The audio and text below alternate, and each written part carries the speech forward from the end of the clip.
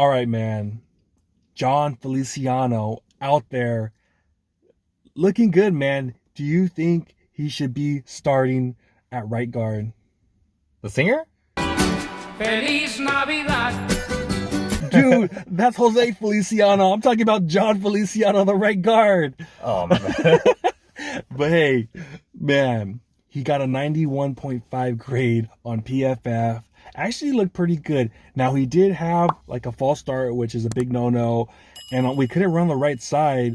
But we're hearing from guys like John Chapman, who was watching the All-22, were saying, hey, it was mostly Brendel and Banks that weren't pulling their end on those blocks to the right side. But seeing him play, he's played a few other games with us. I think he played with us in Seattle the first time when we were in Seattle. Is it time for him to start at right guard over your boy Spencer Burford? What do you think, man? Is that a trick question, man? Yes, he should stay there, man.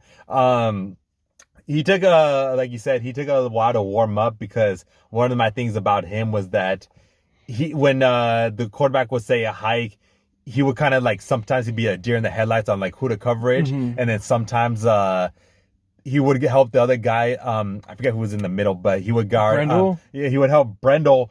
So it'd be two guys on one, and then Trent Williams has to guard two guys. That was when he was on the left side. Yeah, and then so one guy would come in through, and so just a deer in the headlights. But he hasn't been doing that lately. Just how you mentioned, just the false starts. He's got to get that under control. But other than that, he's been very solid, man.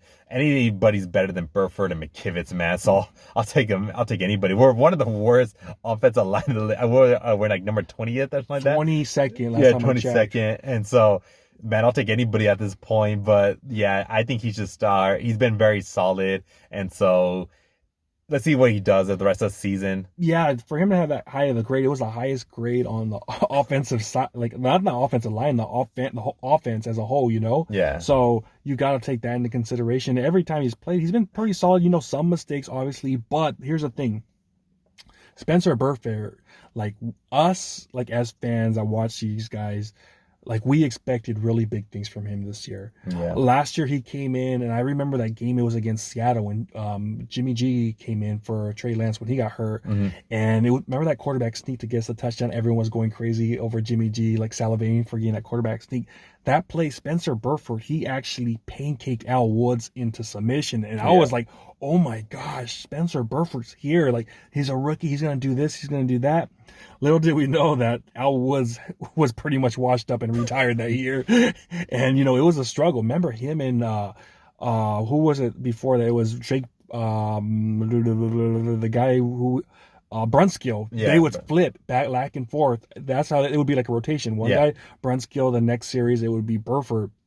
And honestly, Brunskill was playing better. Brunskill was playing better, and Brunskill we thought sucked. And we're like, how in the hell is Brunskill outperforming Burford? And we thought Burford was going to be this amazing guy because he was a forced out star recruit out of high school, and we thought we got a steal when we picked him up. So we came in, we're like, okay, you know, it's rookie year. We got to give him a little time. But this year was the year we thought it was going to be, you know, he was going to take that next step. And to me, it just hasn't happened, man. We really haven't been able to run on that right side because of him. And he's been getting more false starts than Feliciano. Every game he's getting at least one or two false starts. And also, every game it seems like he's giving up a damn sack, too. So I'm like, what the fudge is going on here? You know, it just hasn't worked out at all. He's just been looking he's been horrible, man. He's been absolutely ass. Like, I don't want to be messed up, but he's been the worst player on him and McKivitz, and you might probably have to give it to Burford. He's probably worse than McKivitz. Yeah. So, I mean, something has to be done. I don't know if they want to do the same thing where they switch back and forth again, do that, or just have Feliciano start. I wouldn't mind either one as long as it's not Burford all the way going because, you know, he's struggling, man. He has been struggling. Man, he's looking like friggin' Mike McGlinchey getting tossed around too. Yeah, so it's like he's got to do something. The fact that McKivitz is playing better right now. And the thing is, you ask anybody who is a better player, Jon Feliciano or Brunskill.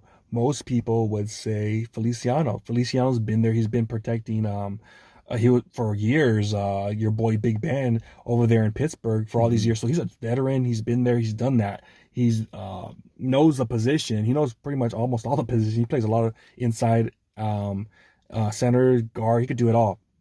So we all know that he's better than Brunskill. So why isn't he at least switching off with Spencer Burford. It doesn't make sense to me, So that's something that's got to be talked about. I know Chris Forster, he's our offensive line coach. He's got to see this. Like we all see it as fans, we see it. So why can't you see it, Chris Forster? Like Chris Forster's a guy, that we hear is really rough on rookies, chews them out and stuff. Like, dude, I should be chewing your ass out because right now we don't have the best guys right now. And Jake Brendel, he's been rough for us too. I'm not gonna lie, he's been really rough for us. And Chris Forster's the one that brought his ass in. So come on, Chris Forster, something's up. You gotta knock that shit off because we need a better center and a better guard. And I think it's time for him to be like, dude, John Lynch or Kyle Shanahan, we need to make the move. We have to make the move now because this guy's outplaying this guy who we thought was going to be the guy. And I don't want to hear this excuse where, okay, we don't want to hurt his feelings. We don't want to get him, mess him up emotionally and all this stuff.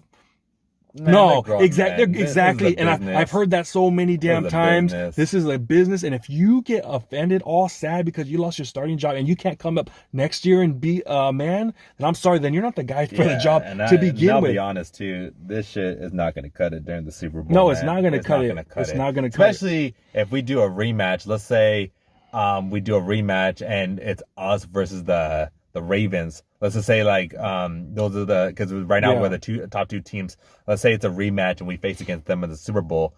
They're, I believe, first or second as far as quarterback sacks. They're second, first or second as far as the best defense out of everybody, probably behind us. Mm-hmm. And so that shit's not gonna cut it, man. I'm not trying to relive the whole 2013 fucking Super Bowl again, man. Mm-hmm. Or year of 2012 when we went versus the Ravens. I'm not trying to see that shit again. And so, with that said, man, with this right now, I get it because it's towards the end of the season. But man, come playoff time, that shit's got to be addressed and fixed already because that's not going to cut it during the Super Bowl. Maybe the best thing to do is to flip them back and forth so we can have a competition. So both guys take their levels to the next game and be like, who wants it more? We're going to have an open competition just how we did it last year. We kept flipping back and forth and see who wants it more, who performs better. Maybe that might help Spencer Burford. I don't know. And maybe it might help Feliciano to be like, dude, I have a chance to be the starter in a Super Bowl or something, something big. So, I mean, I think it would help both players. Who knows? But something has to be done. If they go back to Burford, I'll shake my head. I don't get it because every week his PFF grade is bad. Every week it's something with this guy. It's bad, man. And Brock Purdy, he's really disguising a lot of this stuff by the way he's getting the ball out quick. But it seems like every damn play he's running for his life. Not running for his life. He has a dude in his face. He's not even running. He's throwing the ball quick. And he has a dude in his face. And then you have guys who was it that said, oh, well, he didn't throw that ball. Mangini, he didn't throw that ball great. Well, he had a fucking guy right in his face. Yeah, one time he's throwing it behind or forward. And it's dude, he's got to make a play quick. Absolutely, man. But that's what we got. Let us know what you think about the situation. Who should start? Who do you got? Let us know down below. And make sure to like, follow, and subscribe. We'll talk to you next time. Peace.